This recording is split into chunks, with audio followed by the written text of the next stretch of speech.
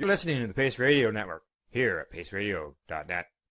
The views expressed by the individuals during this broadcast are their own opinions, and they may not be the same as those of their group or other organizations they may be involved with. All medical advice during our broadcast is not a medical opinion and should be checked with your medical physician.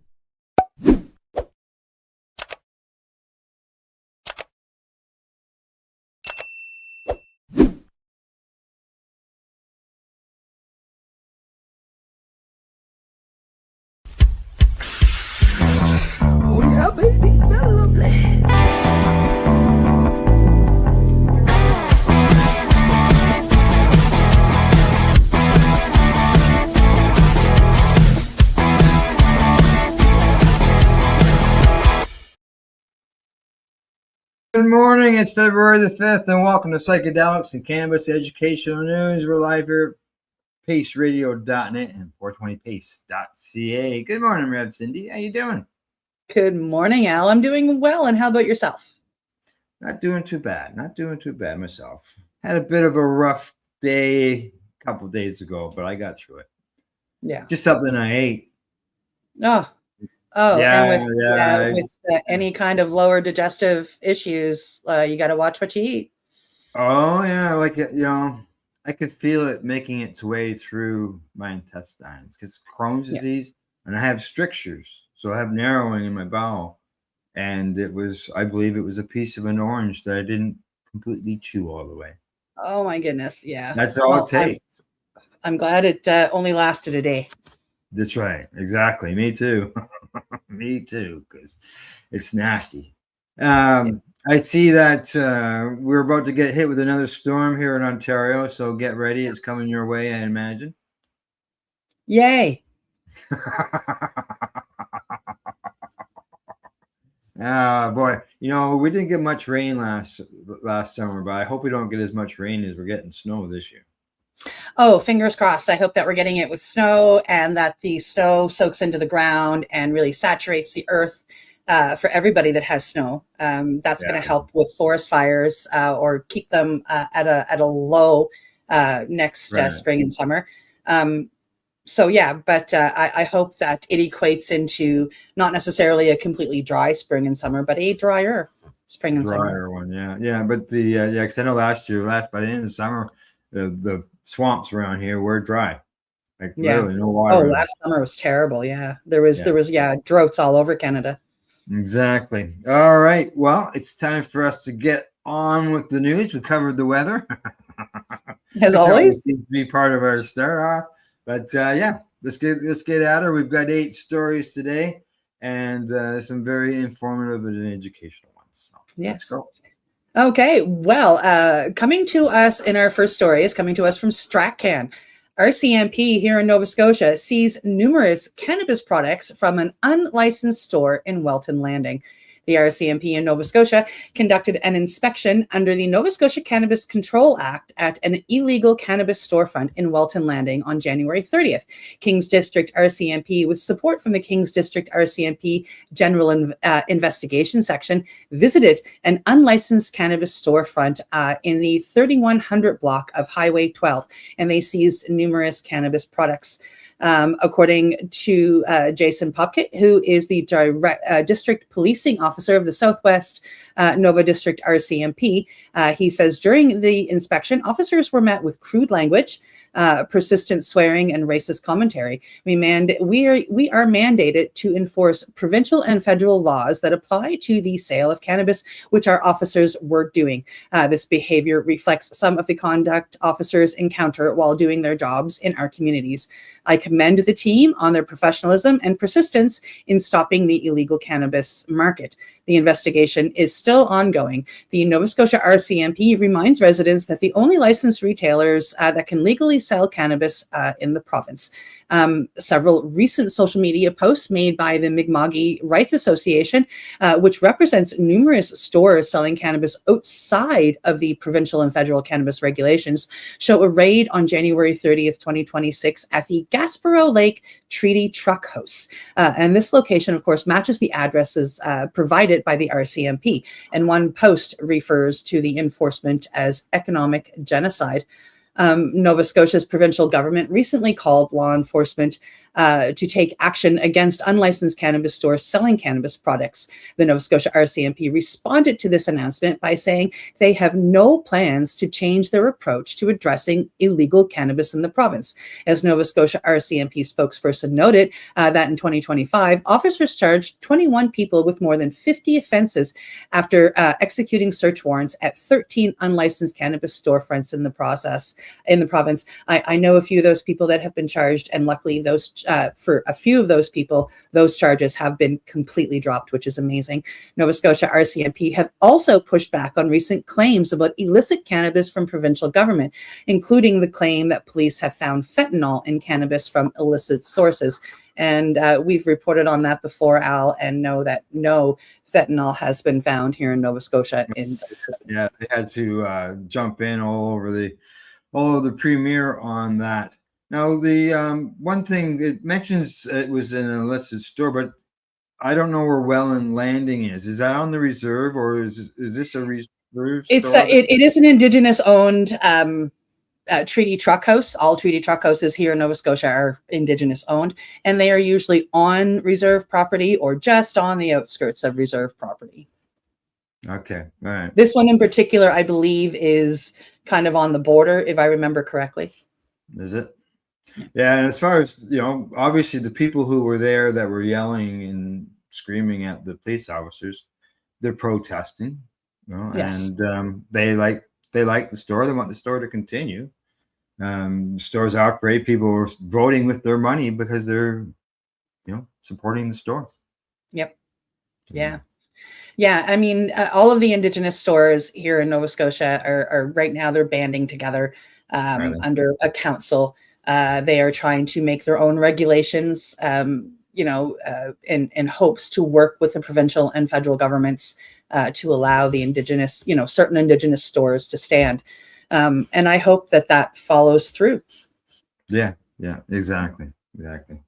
All righty. Time for us to move on to the next story of the day.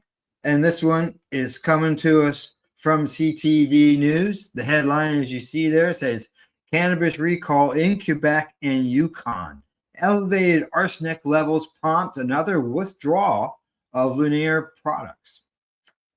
Quebec producer Great White North Growers has updated its recall for some Lunaire brand dried cannabis products after tests showed elevated levels of arsenic, a toxic heavy metal. Now, the recall notice, first posted on January the 15th on the Health Canada website, was updated on Tuesday to include more products on the company's line. The items were sold through authorized retailers in Quebec, and they said that they were sold as well as in the Yukon. Officials say that the recall was triggered after Great White North Growers conducted a non-routine additional testing on the lot, which revealed the contamination. Now, a total of 2,916 units of the recalled products were sold from July the 17th of 2024 to January the 29th, 2026. Wow. They were sold through the authorized retailers, as I mentioned, in Quebec and the Yukon. In addition, 120 units of recalled products, that's the Lunaire Fleur de Lune dried cannabis. They were packaged on November the 11th, 2024, and they were sold to medical cannabis clients through a company called Medicbis. Now, they say Health Canada and the company are urging anyone who purchased the recalled product to stop using it immediately. Consumers can return unopened products to the retailer where they were purchased or safely dispose of open products out of the reach of children and youth. I don't know about you, Cindy, but anything that was packaged in 2024 is already been consumed. Oh, it's gone. Yeah. Right? You would think so. That's just, yeah. Now, as far as the other products that have been added to the list, they are dried cannabis as well as more pre-rolls. I would suggest to anybody is to go to the to get the whole list of all the different products. go to the Health Canada website or go to ctvnews.ca or ctv.ca, whatever it is here. Just like ctvnews.ca and look for the story, right? And then you'll see the listing of that. But 2 years. Yeah, pushing 2 years of this product being out there, and they're only finding it out now.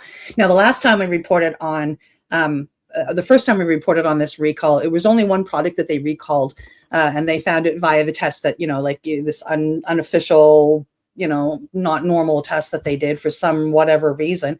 I still like to know why they decided to go do it. They obviously went and tested other products since then. Mm-hmm. and found more issues. And if I've closed off the story, I think there were 8 or 9 different products that are listed now.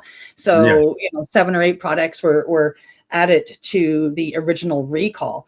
If you do have any of these products, please check them, get rid of them. Don't use them anymore. Arsenic is not something you want to put in your system. No. And I recall when the story first came out, that we questioned, like, how can it only just be a few products? It's got to be more than just that. Yeah. Sure enough, here it is. There's more of them. Yeah, I'm still curious to why they decided to do the test.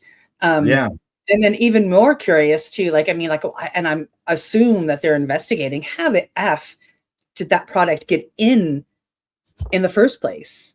Yeah, exactly. I hope they are investigating the source. Yeah, of the arsenic, whether it's just in the water, whether you would think that they wouldn't be using. How did it get in? Well, if they're growing indoors, if it's an outdoor, then you've got the soil and all that. It's already out there, right? Yep.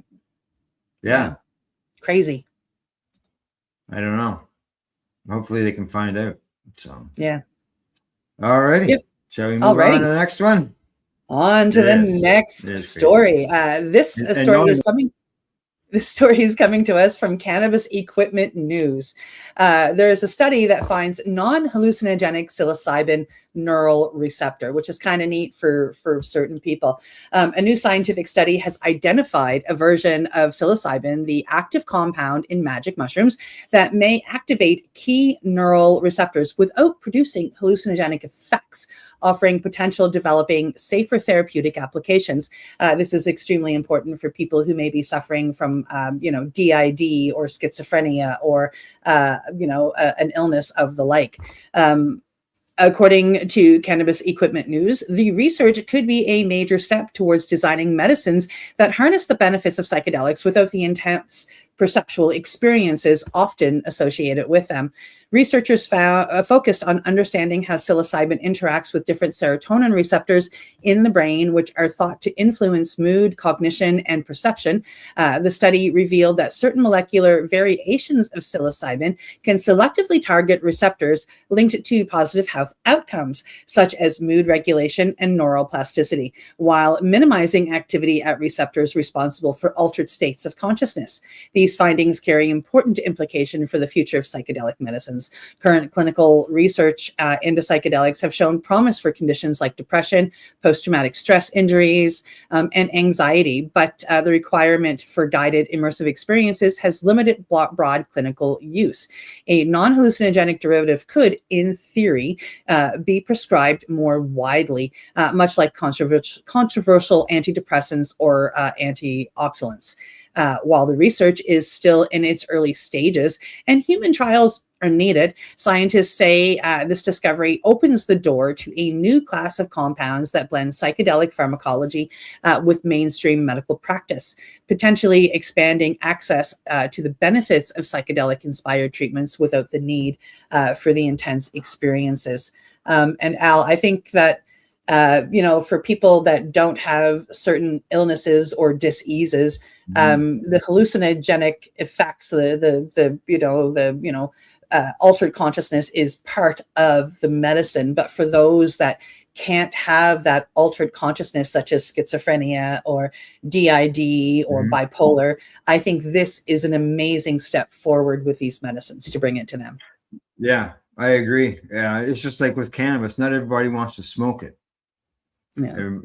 There's other ways of doing it. And not everybody wants to get high. either. So with this non-hallucinogenic version, people have that choice. Let's just hope that they don't take away that choice, and the people who prefer to have the hallucinogenic part of it all, that they can still have access to that. Yeah. And I like that when they wrote this story, they did focus on the fact that this non-hallucinogenic version is good for the people that I mentioned. It would be really amazing to help somebody fight their schizophrenia or their DID or their bipolar and win those fights without having to over-medicate them on modern medicine. And if we can find a psilocybin strain that can help them without altering their perception and hurting them, possibly causing psychosis, it has happened, I think it would be a very beautiful and amazing thing. Yeah, exactly.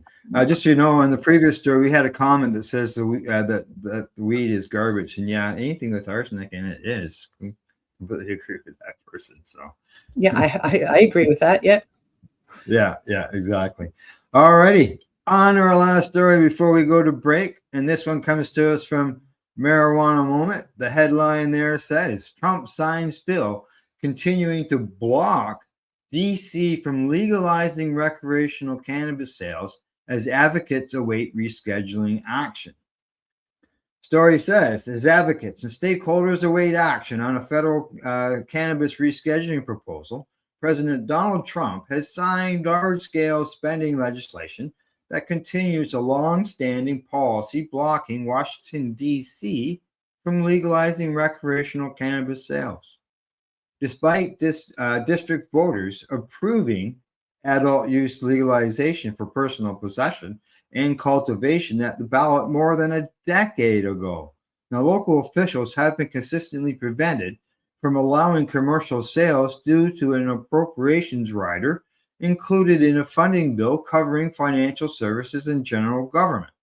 That rider, championed by Rep. Andy Harris, was maintained in the latest version approved by Congress and signed by the president on Wednesday as part of the large-scale funding package. While the renewal of the rider represents a setback for advocates, congressional analysts say that if federal officials follow through with moving cannabis from Schedule 1 to Schedule 3 of the Controlled Substances Act, that could free up D.C. to create a system of regulated sales. Now, in a report published in 2024, the Congressional Research Service said that while federal cannabis prohibition would still be the law of the land, it would permit the district government, as a matter of local law, to authorize the commercial sale of recreational cannabis, establish market regulations, and levy cannabis taxes, among other policy options.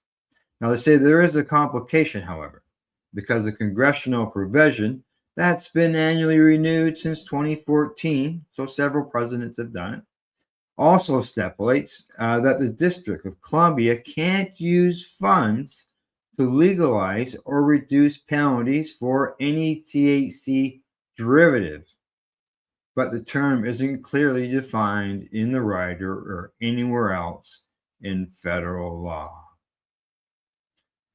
Yeah, this has been an ongoing thing, Cindy. I've seen where other presidents in the past have signed it, and it just scratches my head. The voters approved it. The money that they could make would be unbelievable. Yeah. And believe it or not, if they just decriminalize this plant that grows naturally almost everywhere in the world, and Canada has proved it time and time again, and the states that have it legalized have proved it time and time again. Opiate use and opiate deaths, fentanyl deaths go down. Yeah. More people get sober and become, good, tax-paying citizens. And, I use quotation marks for that, but they become productive members of society, instead of being a hardship on society. And that's because of cannabis. We've seen that in Canada over and over again. And now, the government can finally make money on it. And I just wish that, they would see that. They would get their money. There would be less money spent on healthcare. It would just be a beautiful thing all the way around. Yeah. Now, as I mentioned, other presidents have been signing this. This isn't just the Trump thing. Like he signed it in the past. Obama has signed it.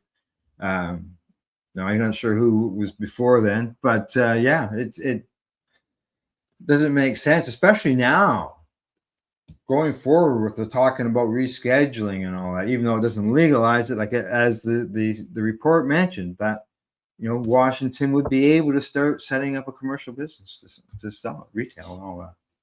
The change. So yeah. All righty. Anything else, or just head her to break? We'll just head her to break.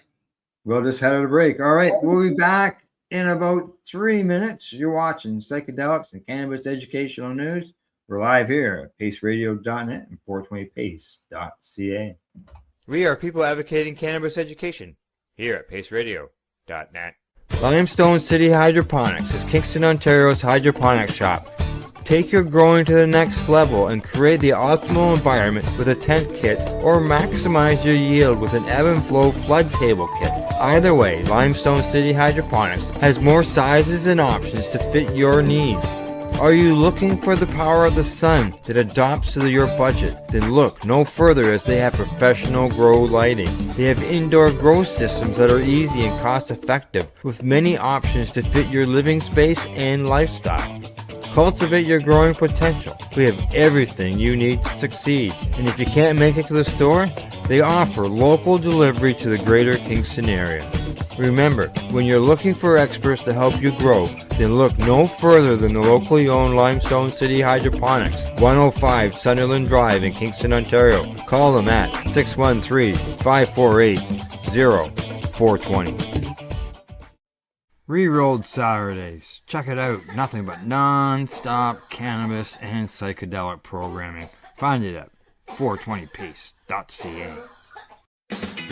Enjoy the buzz of legalization with Campbellford Lifestyle Shop. From lights to plant nutrients, books, consumption accessories, and more. We've got all your basics to grow or consume cannabis. Visit our info center or take a look at our piercing services and body jewelry, now available in-store through Campbellford Lifestyle Shop, 17 Bridge Street West, Campbellford.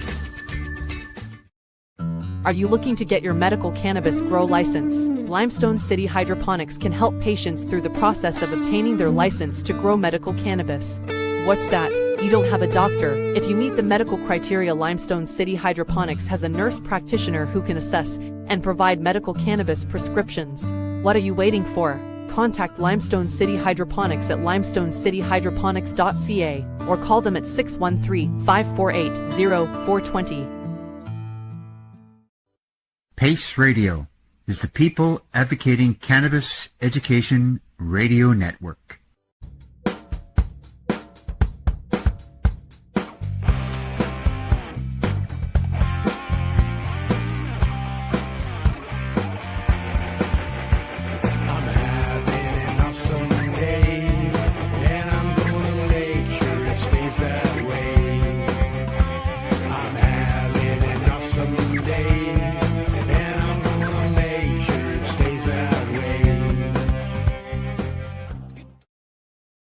You're listening to the Pace Radio Network here at paceradio.net.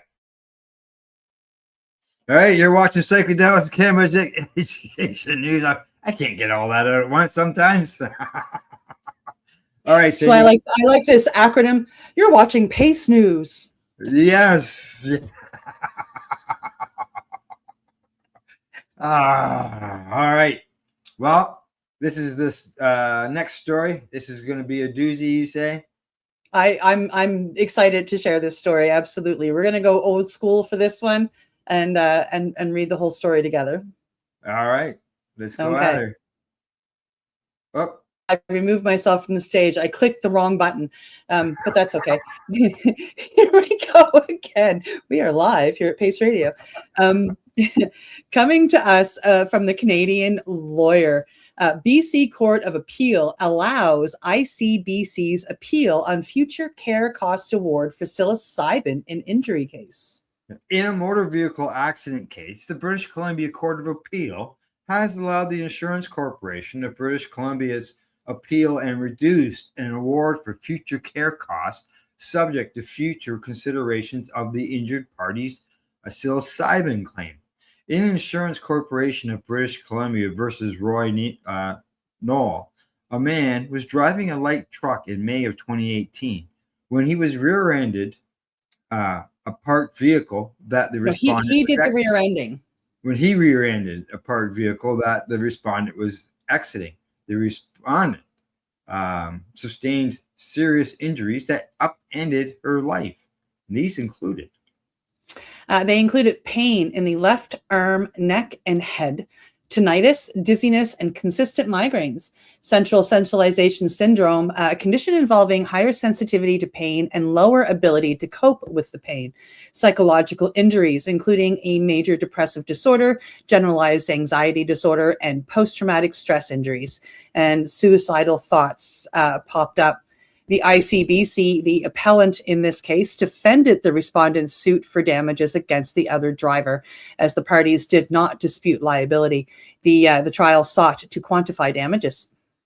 In May of 2024, a trial judge of the Supreme Court of British Columbia awarded the respondent around $1.428 million in damages. The judge relied on expert evidence supporting an award of costs for future care related to psilocybin capsules and psilocybin-assisted therapy. The judge acknowledged that psilocybin was a prohibited Schedule III substance under the Controlled Substances Act. However, he determined that a physician with special permission from Health Canada could prescribe psilocybin, Section 56, or the SAP, as we know. There was no reason to assume that Health Canada would reject a request for the respondent's treatment. Psilocybin would be a reasonably necessary expense if and as prescribed by a physician according to Health Canada protocols. Psilocybin saved the respondent's life by warding off her suicidal thoughts. The ICBC appealed a lump sum portion of the 1.4 damages awarded for future costs, specifically $35,158.55 for psilocybin capsules and therapy to address the respondent's depression, suicidal ideation, and pain management issues. The ICBC alleged that the judge misapplied the test for awarding future care costs by failing to properly analyze the claim's medical justification and reasonableness, including the application of contingencies. Mm-hmm. They said that reducing the future care cost award by $35,000, the Court of Appeal for British Columbia remitted the psilocybin claim for a redetermination, possibly by applying a negative contingency to reflect the possibility that Health Canada would not authorize the substance. Upon a remittal, the trial judge would answer the question based on the facts of the case. Would a lump sum award for psilocybin capsules and therapy be a reasonably necessary expense without proof of Health Canada permission at the time of trial? The appeal court acknowledged that the judge did not make obvious or palpable errors in assessing the evidence, including the respondent's imperfect evidence relevant to quantifying the award. Now, the appeal court also accepted that the judge could find psilocybin-assisted therapy medically justified and a future care cost award of $8,000 warranted as long as the respondent could lawfully obtain and take psilocybin with Health Canada's authorization.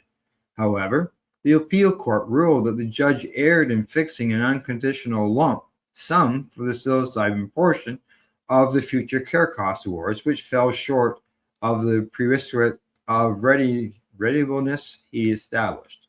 The appeal court saw an inconsistency between the judge's assumption in his reasons that his award for psilocybin capsules and therapy would lead to payment only as and when a physician properly and lawfully prescribes psilocybin with Health Canada authorization, and the judge's order that simply required paying a lump sum, including $35,000 plus for psilocybin capsules and therapy, rather than reflecting the contingency contemplated in the reasons.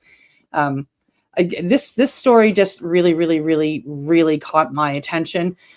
First off, simply because it was actually awarded. I mean, a judge, no matter what the appeals court is doing and what comes of all that, a judge saw the benefits to this medicine. Yes. He just went around it the wrong way. Yeah. Yeah. A judge saw the benefits. There's awards there.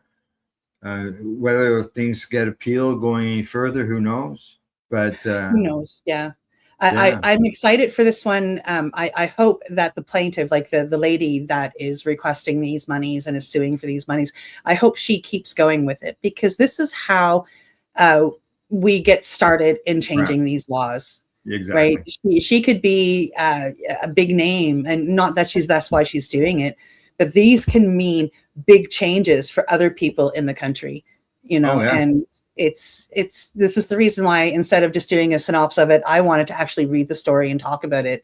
I think that we are seeing an Owen Smith of psilocybin in the making. Yeah, exactly. Yeah. If the courts are starting to accept it, yeah, be good. That's pretty exciting. Yes, exactly.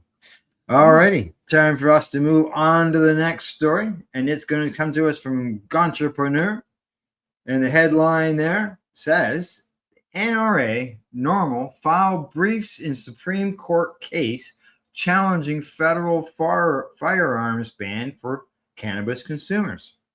Now, the National Rifle Association, Independent Institute, and the FPC Action Foundation joined the National Organization for the Reform of Marijuana Laws in the filing of amicus briefs in United States versus Hemeny, a case in front of the U.S. Supreme Court that challenges the federal prohibition of the possession of firearms by anyone who is an unlawful user of or addicted to any controlled substance. Now, the brief from the NRA, Independence Institute, and the FPC notes that throughout history, restrictions on discharging firearms by intoxicated persons, along with sales to intoxicated persons, were imposed by the U.S. states and territories, but those restrictions ended when the individual was sober. The brief further notes that alcohol was ubiquitous to the early America, and that hemp has been cultivated in America since Jamestown. Now, the NRA-led brief also takes aim at the brief filed in support of the ban by Smart Approaches to Marijuana that contends cannabis legalization has led to an increase in bullying and that cannabis potency is greater than before. Now, the NRA brief points to a study funded by the National Institute of Justice that examined the effects of cannabis legalization on crime in Colorado and Washington, which found that cannabis legalizations and sales have had minimal to no effect on major crime in those states, and finding no statistically significant long-term effects of recreational cannabis sales or the initiation of retail sales on violent or property crimes rates in those states. Now, Normal's brief also notes the historical role of cannabis in the USA, noting, for centuries, Americans cultivated, consumed, and prescribed cannabis without any suggestion that doing so warranted loss of firearm rights. And state legal medical cannabis users readily continue to do so today with the protection of Congress. Now, they say the historical analogs that the government identifies concern temporary restrictions on carrying or firing weapons while intoxicated or on persons that are considered dangerous, not blanket bans on all users of a disfavored substance, the brief says. And the brief contends that cannabis consumers are among the people whose right to keep and bear arms the Second Amendment protects. There you go. I'm not a big, I'm not a gun lobbyist, not a big gun person. I don't own a gun. I've maybe shot a gun twice, and that was 40 years ago, type thing. But taking away a person's rights to own a gun because they consume cannabis, That's You and I both know that cannabis doesn't make you want to do crazy things. It makes you rethink everything. Do I really want to do this? Yeah. I don't like, I mean, we've talked about this on air before. Neither of us like to get high and drive. Yeah. It's you know, I don't want to do that. When I'm medicating, I want to be in a place where I can let that medication work and get rid of my anxiety and pain. And driving or firing a weapon are not two things that 99% of cannabis users really want to do. As the NRA brief says, they don't want people, drunk shooting guns, but the person didn't lose the right to own that gun while they were sober. Yeah. Or to fire that gun while they were sober. Yeah. And people in the cannabis end shouldn't be any different. I know that rifle ranges around here, if you walk in and you smell of cannabis, they'll check you out. They'll ask you questions, and they'll ask you, if they think you're high, they won't tell you that you can't. They'll just say, hey, listen, why don't we put you off by a half an hour? Yeah. Go for a walk around the store and enjoy, right? They're being safe about it, but here that I've seen, we're not being stopped. No. And I know at the LCBO, I've talked to people in the past, they can tell the smell. People come in, and technically, if that person is high, they could say that they're intoxicated, because that's the word for people high on the New World things, and deny them access to that alcohol that they want to buy because it's just been consuming cannabis. So really, yeah. Because they can consider you intoxicated and not sell you booze because you're high on weed. Yeah, it's the same as if you go in Nova Scotia, they sell them all in the same store, and they'll sell it to you together, and they'll suggest, hey, you're buying rum? We got this THC cola back here. They'll mix perfect, Yeah. No, it's you're intoxicated. Wow. You're stoned, right? Wow. Yeah. All righty. From that story, we're moving on to our next story. It's coming to us from Psy-Post. Psilocybin impacts immunity and behavior differently depending on diet and exercise context. It really does. New research suggests that the effects of psilocybin on the brain and body may depend heavily on an individual's lifestyle, particularly diet and exercise, potentially offering insight into how context shapes the compound's impact. According to Psy-Post, a study examining these variables found that the interaction between psilocybin and metabolic factors could influence both immunity and behavior in ways that vary depending on a subject's overall health and activity levels. The research points out that psilocybin's influence on neurobiology isn't uniform. For example, diets high in fat and sugar appeared to modulate how psilocybin affects certain neural pathways, while regular physical activities seem to enhance the beneficial outcomes.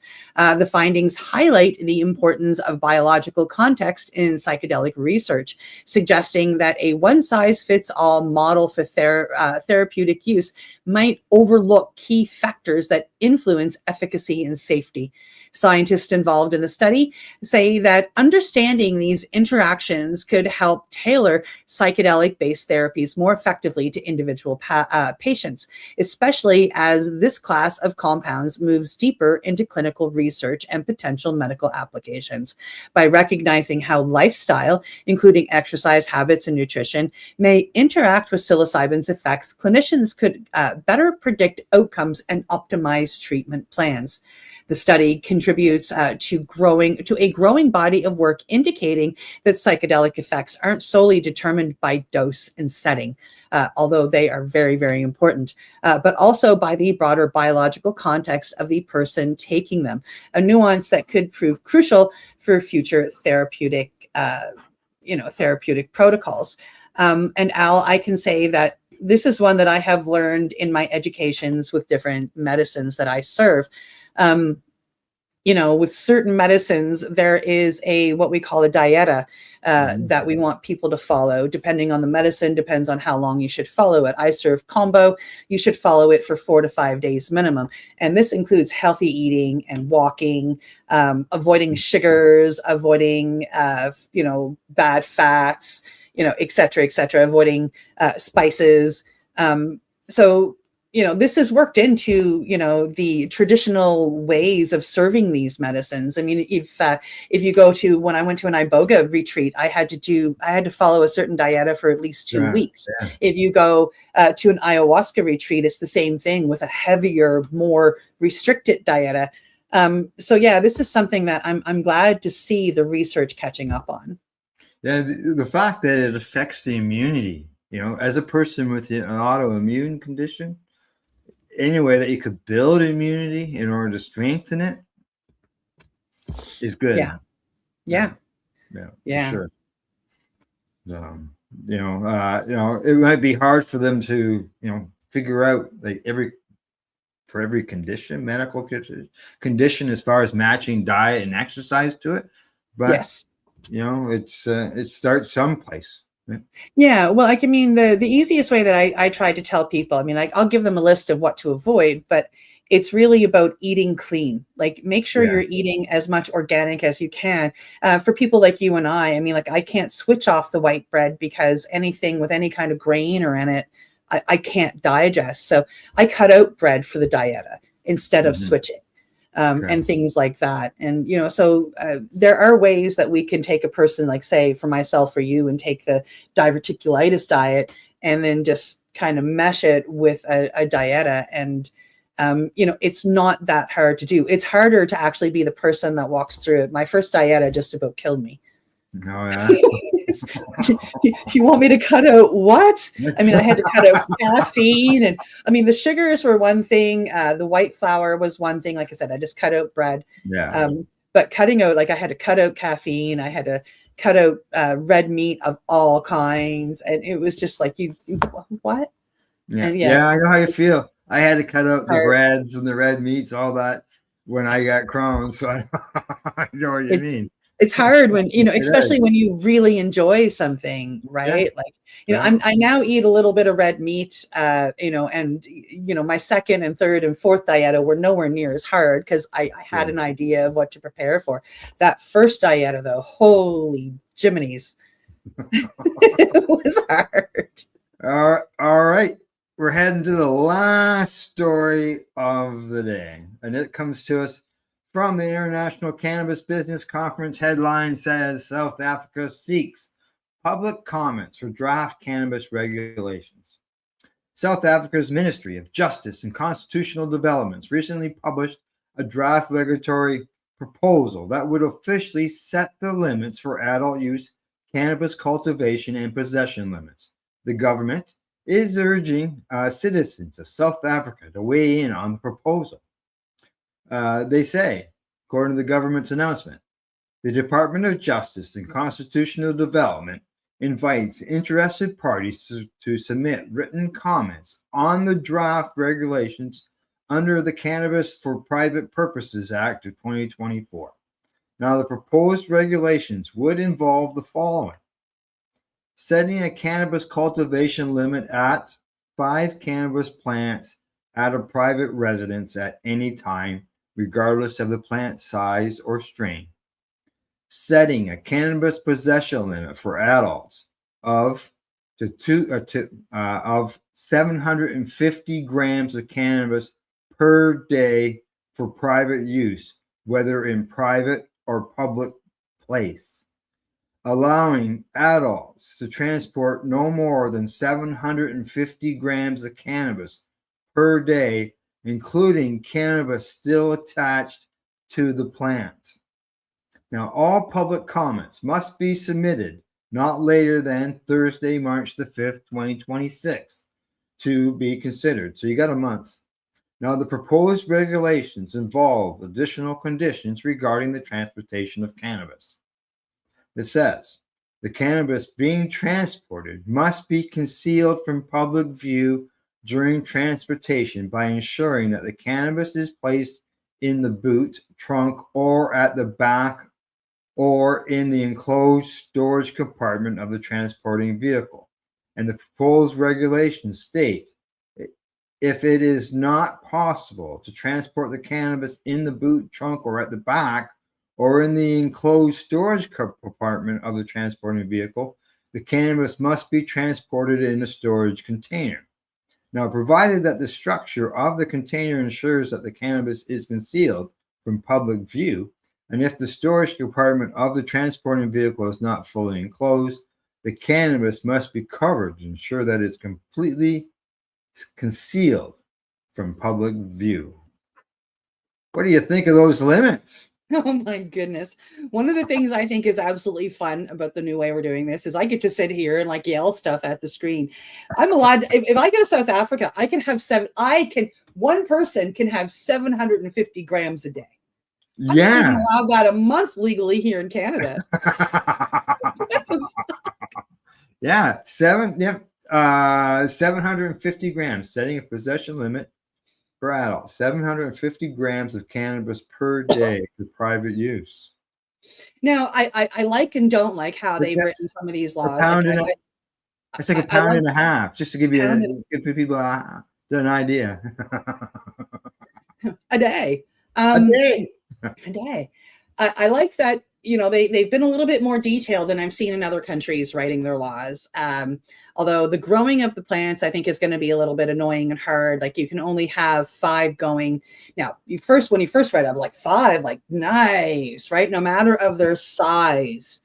Oh, so I can't get ready to cut those ones down and then start new seedlings. Those have to be down and, dead before I'm allowed to pop another seed. So, I wish that they might make amendments for that in the future, but beyond that, I mean, that's like, Yeah, even here, for our medical program, if a patient chooses to have an indoor-outdoor license, so they can grow indoors in the winter and outdoors in the summer, sounds cool. That means, if you want to continue your strains, cut some clones in the summer before they go into bloom, and you bring them inside so your strains can continue. But unfortunately, under the program, that is not allowed. No. Not allowed to do that. You're supposed to wait for those plants outside to completely be harvested, and then you're supposed to start new seeds. So you're supposed to kill off your medicine. Yep. It just doesn't make sense to me. Nope. And I know people that pre-legalization and not very long after legalization were rated for their quote unquote illegal grows. And really part of it was legal and part of it wasn't, because like they had one of the pink gold papers. So the person I'm thinking of, they were rated and, a branch would fall off one of his trees and that branch would be called another plant. No, I wouldn't. Yeah. No. Right. Yeah. So, so, it makes me kind of sad that they're doing that. And I think that's one of the things that we still need to work to change. But I do like how they have been a little bit more detailed than many other countries in that way. They have given amazing limits. Like, I mean, I can go get I can't smoke 750 or even eat 750 grams in a day. Are you freaking kidding me? Holy cannoli. But I know, yeah, right? like they're definitely making sure that people are covered. And, I think that might be a great thing, because maybe Joe down the road doesn't actually grow. So Bill up here wants to take him 1.5 pounds to help him get by in the next month or two. And it said you can transport 750 grams. We're only allowed 30 for a rec and 150. So at the most 180 grams here in Canada for a patient. Yep. And they can get 750. Yep. Yeah. Yeah, I can get 180 grams a month, and they can get 750 a day. A day. All right. Like that stuff. Okay. Anything else before I sign us off? Yeah, like, listen, I want to share some news. It is still a little unofficial. We're just waiting for the official okay by the people that we're going to be renting from. But the Nova Scotia Psychedelic Society here in Halifax, we're putting on a social. It's coming up hopefully a week from today. I will know for sure on Monday about the date. And share it then. But we are going to be talking about sex and psychedelics. Woo! All right. Being led by one of our board members, who is also a sex therapist, Jewel, and her partner, TR, who is actually one of the founders of the Nova Scotia Psychedelic Society. So I'm hoping for a good weather day that day so I can make it up. It will be held in Halifax. I will share the location on Monday. It'll be 7 p.m. Monday on the night of the 12th, we hope. So keep that open, save the date. I'm really excited for this one. It should be amazing. Jewel and TR are very smart in their field. He's a tantra. She's a sex therapist, and he is a tantra therapist and teacher. So I'm really excited to share that. And on another note, has nothing to do with necessarily cannabis or psychedelics, depending. The Olympics are being held right now in Milano, Italy. Yeah. So I'm celebrating with drinking my Milano coffee from BC. Oh, okay. All right. Yeah. It was it was like when I went out, I saw my Milano coffee sitting there. I'm like, oh, that's funny. So I had to come and share. Now back to your Nova Scotia society. Psychedelic Society? Yes. Doesn't sound like that's going to be live streamed. No, it isn't. It's an in-person thing. And it's we usually hold them at the Shambhala Center, which is on Tower Road in Halifax. And like I said, we're just waiting to hear back with confirmation from the Shambhala Center about whether that night is open for us to rent the hall. So it's an in-person thing. It's a community thing. It's usually, we usually get, 40, 50 people in there, and we would love to host more. We kind of hold it like a potluck. You can bring a meal, you can bring, some food to share, some sweets to share. Or you can, if you can't, you can just come yourself.